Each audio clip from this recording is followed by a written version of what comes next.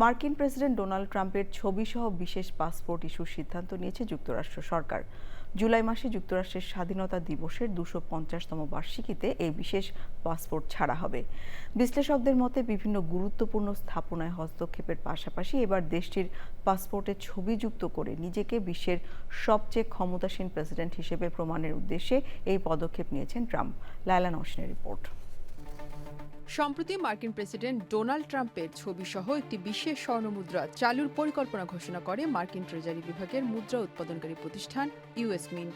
পাশাপাশি প্রথম ক্ষমতাসীন মার্কিন প্রেসিডেন্ট হিসেবে ব্যাংক নোটে ছাপানো হচ্ছে ট্রাম্পের সই। এসব বিষয়ে যখন আলোচনা সমালোচনা তুঙ্গে, তখন নতুন করে ট্রাম্পকে নিয়ে আরেক ইস্যু সামনে এনেছে যুক্তরাষ্ট্র সরকার, আর তা হল ট্রাম্পের ছবিসহ পাসপোর্টের বিশেষ সংস্করণ।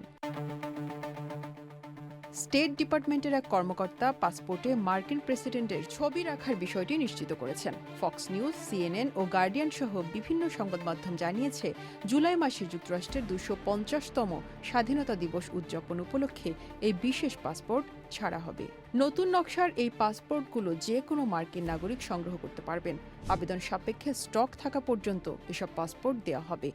সংশ্লিষ্ট কর্মকর্তারা সংবাদ মাধ্যমকে জানিয়েছেন, ওয়াশিংটন পাসপোর্ট এজেন্সিতে সরাসরি পাসপোর্ট নবায়ন করতে আসা আবেদনকারীদের জন্য এই নতুন ডিজাইনের পাসপোর্ট ডিফল্ট হিসেবে দেওয়া হবে।